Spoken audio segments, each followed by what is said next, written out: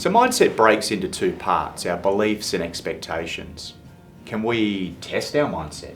Yeah, and in fact there's a bunch of things you can do to get some of those self-awareness and self-reflection. One of the best ones is to conduct a growth mindset test. Now, the term growth mindset was coined by Professor Carol Dweck out of Stanford University, and it basically talks to your ability to progress in life. In particular, a lot of it is contingent on how we deal with failure. People who Dweck says have a fixed mindset are very focused on just the output, just the performance, and often they won't try things if they're scared of failure. But of course, if you never try something, you're never going to progress. You can't learn a skill without failing. And so what Dweck also recognised is this different kind of mindset, a growth mindset. And we reckon this is really compatible with resilience development and overall well-being. People with a growth mindset aren't scared of failure. They recognise that any development requires failure, that failure is an opportunity to learn. And this is a pretty good way of framing up how you want to approach improving any characteristic of your life, including your resilience. Love that failure is an opportunity to learn. And in actual fact, if someone's better than you, it's probably because they've tried and failed more often, learnt the lessons, adapted and improved. Yeah. Now, a little story from our first careers. A story about the SAS selection course. A 3-week course, broadly speaking, where you can have over 100 candidates. There's a lot of logistics and administration that goes into looking after 100 candidates for 3 weeks. But the psychologists gave us a little trick. They told us if we embraced one school of thought, one model, one framework, perhaps we didn't need to run a selection course at all. And that model is called the locus of control. It's really interesting that out of all of the things that they screened for, the one that had the closest correlation, still not perfect, but closest correlation with success at the end of the selection course was this concept of a locus of control. Now, this originates from the work of Dr. Julian Rotter. And what the locus of control refers to is basically how much you feel like you're in the driving seat of your life. Now, like a lot of these things, it's not a fixed scale. It's on a sliding continuum. And it changes with day, time, circumstance, all these sorts of things. But in general, people who have an external locus of control, they tend to feel that the world is happening to them. They tend to feel helpless. They tend to feel like victims. They tend to feel like they can never catch a break. We often joke, you can often spot these people. They'll say stuff like, it's not fair. I didn't get that promotion because my boss hates me. I was going to go travel, but COVID cancelled the flights. I was going to go exercise, but it started raining. You get the picture? Everything's just out of their grasp. Everything is happening to them. And in longitudinal studies, these sort of folk tend to have much worse outcomes in terms of a whole range of metrics: well-being, professional success, personal fulfillment, romantic relationships. Life kind of sucks if you've got an external locus of control. At the other end of the scale, however, people with an internal locus of control tend to feel they've got a bit of agency. They tend to feel they're in the driving seat of their lives. Or to quote that beautiful poem Invictus, they tend to feel that they're captains of their soul. Now, one of the best ways to push yourself further up towards that internal locus of control is a technique that we've known about for about 2,000 years. The Roman Stoic Epictetus said that the secret to happiness is understanding that there are some things you can control, there's a whole bunch of things you can't. And this is a big part of improving your internal locus of control. Even spending the time when you feel yourself overwhelmed or anxious about a certain instance, looking at what actually can I control, and in general, that's only your thoughts and your actions, but also recognizing all those things you can't control. We spend a bunch of time getting worked up over things we just can't control.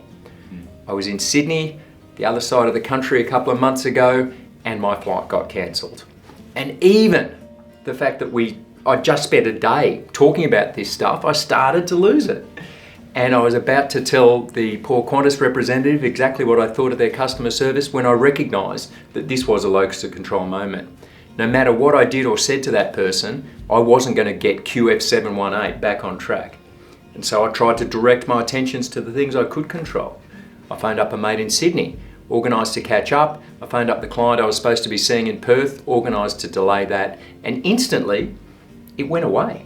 All that emotional energy that had been sort of fizzing out of me was dissipated pretty much instantly.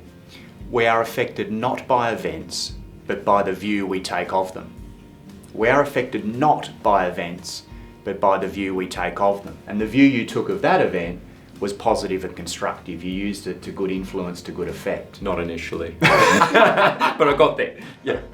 Remember also on the dynamic scale, the people who have that internal locus of control or trend to that end still didn't get the promotion from their boss, but they're thinking about this in a different way. What are the lessons I can learn from this application process that will stand me in better stead next time I apply for that job? They still didn't pass the exam, but what was it about my study habits that I need to change so I'll ace the next exam the next time around? Which, to your point earlier, it's those kind of people. They may have failed more often, but they've learnt. They've dealt with it in an appropriate manner. They haven't burnt all that emotional energy on stuff they can't control, but they've come out the other end better. This is a pretty good way of looking at developing any skill, as we said, including resilience. So to summarise how you build a bomb-proof mindset, embrace the Carol Dweck model. Test on whether you have a fixed mindset or a growth mindset, and regardless, try and push that towards the internal locus of control. Identify those things that you actually can control, which is generally just your thoughts and your actions, and focus your emotional energy towards those. Try to let go, recognise and let go of those things that you actually can't control. It's the difference between saying, I can't do that, and I can't do that yet. The second component of the mind layer is the importance of meditation and mindfulness practices. Now here's two ex-SAS guys telling you that you should be meditating, but let's get some practical and applied components around that. First up, it's useful to talk about these terms. We tend to view mindfulness as a bit of an umbrella category. Now, when you're being mindful, in my opinion, you are focusing on one single thing and you're being in the present. Given that, there's probably a whole bunch of stuff you're already doing that fits into that category. Not 4 to 7 things your mad monkey mind is going on about, but reducing them down to the 3, 2, 1, or even the none things. The easiest way to start with meditation and mindfulness are the things you're already doing. What is it that you do that turns that mad monkey mind from thinking about all these horrible concurrent thoughts down to simplifying the view you take of life? That might be surfing, or downhill mountain biking, or woodwork, or playing music. You might label them like that. We're telling you they're meditation, mindfulness activities. So if that's the lowest level, the stuff that you already do, what's the next level of your commitment to meditation and mindfulness practices? Well, a great way to get into formal meditation practices is through a guided app. Now, there are dozens out there, and the vast majority of them have got two things. One, a free introductory program, which can get you into the practices and give you some of the techniques. But two, they've got a very no-nonsense approach. I was a bit skeptical about mindfulness. I thought it was a bit woo-woo. I thought it was a bit sort of esoteric. Get out your crystals, line up your Zen and your chakra, these kind of things. I'm no longer that way. This is just straight neuroscience. It's essentially gym training for your brain. And a lot of these apps approach it in a very no-nonsense fashion. They get you into the position, they cue you on to how to start practicing and becoming mindful, and they cue you, importantly, to be gentle with yourself, that your mind's going to wander. You just want to gently bring it back to that one thing that you're trying to focus on. And one of the things that they ask you to focus on is breath. There's a certain power in concentrating on your deliberate, conscious breathing technique. Let's talk about a technique that you might be able to use. So one of the things that we used to get taught in the SAS regiment to try to offset some of the negative components of the fight or flight response and give us the ability to think clearly and act optimally under high pressure was a technique that we call combat breathing. It's actually just box breathing. We called it combat breathing because it sounded a bit tougher, but it's a simple matter of slowing down your breath. Breathing in for 4 seconds, holding for 4 seconds, breathing out for 4 seconds, and holding for 4 seconds. Now, there's really no magic in the numbers or the pattern. Essentially, any technique that slows down your breath, but interestingly, also emphasizes the exhale, the out breath, is going to have a calming effect. Muck around with these. Have an experiment, have a bit of fun. There's no silver bullets with any of this stuff, but it's about finding an appropriate method of mindfulness, and in this case breathing, that's going to work for you. I've mucked around with it. I find the breathing technique that works for me is 4-7-8 breathing. In for a count of 4, hold for 7, exhale for 8, repeat for cycles. I think the reason why it works for me is I've got to concentrate quite hard on that particular sequence, 4, 7, 8. And one I've loved and been using a lot recently is a technique championed by a guy called Dr. Andrew Huberman, who's got some great stuff in this space and more broadly. But he talks about the benefits of a physiological sigh. This is a big inhale through the nose, and at the top of that inhale, another top-up breath followed by that nice, long, relaxing exhalation through your mouth. The benefit of that little top-up breath is apparently it pops the alveoli at the end of your lungs, and this helps with oxygen and carbon dioxide transfer, which again helps that calming effect. So big breath in through the nose, top-up breath, and then again that long, slow exhale through the mouth. Still interested in undertaking meditation and mindfulness practices?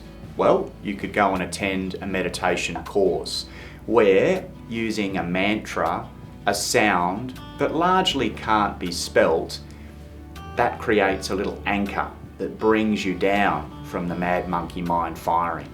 You're only focusing on the mantra. And done really well, this will enable you to transcend to thinking about nothing. You went into a transcendental meditation course with a bit of skepticism? Entire skepticism. In fact, my meditation teacher, Erin, described me as her worst ever student. Because I didn't That's believe... a pretty common description of you after every course, wasn't it? Yeah. Every course I've ever undertaken. I was skeptical even though I'd read all of the science, the information in the journals that had proven that this was strength training for your brain. I dived into a model of meditation, a course that had been grounded in thousands of years of ancient wisdom using a mantra-based system. And to give you a little feeling, a little understanding of how thinking about nothing is, I used that mantra to get to nothing. Now remember, trained my whole first career to be hyper-vigilant. When I got to thinking about nothing, my brain clicked me out of that with these thoughts. You're dead. I'd never thought about nothing ever before. But when I get to that point, and I can do it reasonably quickly now, I feel like my brain has been cleansed, that it has had a spring clean, that it's decluttered, that the trash is completely removed. It flushes the nonsense from my head. So you're not thinking of 7 things, you're not even thinking of one thing. Yeah, it's a great way to flush the Ben from my head as well.